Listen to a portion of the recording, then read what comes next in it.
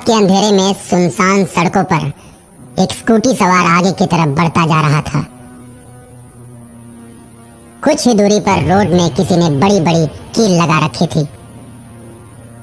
उसकी scooty puncture हो जाती है और वो परेशान हो जाता है। अरे यार, अब इतनी रात को मैं पंचर कहाँ बनवाऊं? मेरा घर भी बहुत दूर है, कैसे जाऊंगा मैं? वो इसी उलझन में पड़ा हुआ था कि एक सफेद कपड़ा पहने हुए मौलाना उसके सामने आ जाता है। उस मौलाना की दाढ़ी बहुत ही बड़ी हुई, आंखें भयानक, पैर उल्टे। स्कूटी पर सवार मुकेश उसे देखकर डर जाता है। उसने बचपन में सुना था कि भूतों के पांव उल्टे होते हैं और खासकर जो जिन्न होते हैं उनकी दाढ़ी बड़ी हुई होती है। और उस मौलाना में मुकेश को जिन्न नजर आया। क्या मदद कर सकता हूँ मैं तुम्हारी? आप मेरी मदद कर सकते हो? मैं क्या मदद कर सकता हूँ आपकी? मैं तो पंचर बनाने वाला हूँ।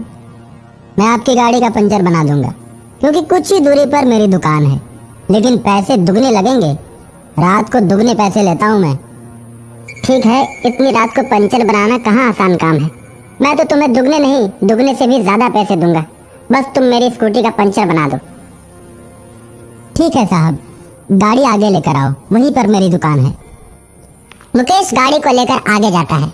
वहां पर एक छोटा सा बल्ब जला होता है। वहां अपनी स्कूटी को लेकर पहुंचता है। जिन्नात उसकी स्कूटी का पंचर बनाता है। ये लो साहब, तुम्हारी गाड़ी ठीक हो गई। अब जब भी आना मेरे ही पास आना। मैं पंचर बनाने के साथ साथ ही गाड़ी का मैकेनिक भी हूँ। मुकेश पंचर बनवा कर चल देता है।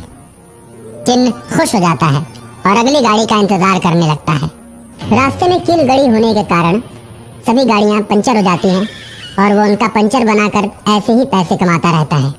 और एक दिन एक पुलिस की गाड़ी गश्त लगाती हुई उस रास्ते पर से आती है और पंचर हो जाती है। पुलिस पंचर बनाने वाले के पास जाती है। यार, कल ही मैंने नया ट्यूब लगवाया था, वो भी अच्छी कंपनी का। इतनी जल्दी पंचर कैसे हो गया? सोचने वाली बात है।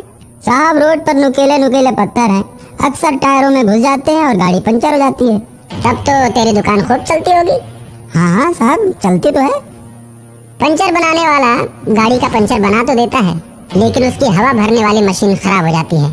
हवा भरने वाली मशीन खराब होते ही पुलिस वाले कहते हैं, अब इसमें हवा कैसे भर पाओगे और हम लोग फिर कैसे जाएंगे? जिन्न अपना मुंह टायर के पास ले जाता है और मुंह से ही हवा भर देता है, जिसे देखकर पुलिस वाले आश्चर्य में पड़ जाते हैं। पहली बार मैंने ऐसा कारीगर देखा जो मुंह से फूंक कर गाड़ी में हवा भर दे। चल बेटा, अब तू भी गाड़ी में बैठ जा। अब तो थाने चलकर ही तुमसे सवाल जवाब करूंगा। रोड में कील ठोक कर सबकी गाड़ी पंचर करते हो और सबको परेशान करके पैसे कमाते हो।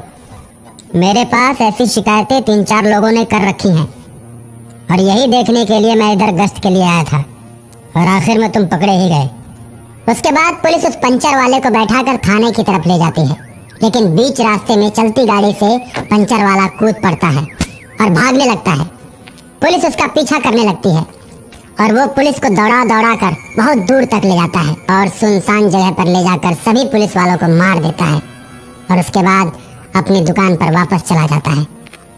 ये बात शहर में चारों तरफ फैल जाती है कि अज्ञात उग्रवादियों ने गश्त करती हुई पुलिस बल को मार डाला। पंचर वाला अखबार पढ़कर बहुत खुश होता है। एक तांत्रिक को जब इस घटना के बारे में पता चलता है तो गाड़ी चलाते चलाते पंचर वाले जिन्नात के पास पहुंच जाता है। अपने सामने तांत्रिक को देखकर जिन्नात भागने लगता है और तांत्रिक कहाँ रुकने वाला था।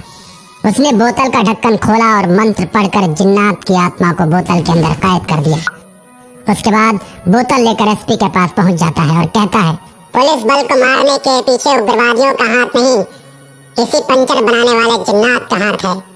इस अपराधी को मैंने बोतल में बंद कर दिया है। आप तो इस बात को नहीं मानते कि भूत प्रेत होते हैं। अगर आप कहें तो मैं अभी आपको दिखा देता हूँ। दिखाओ।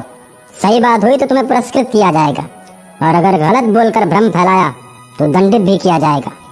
एसपी की बात सुनते ही तांत्रिक बोतल का ढक्कन खोल देता है। बोतल से धुआं निकलता है। जिन्नात प्रकट हो जाता है।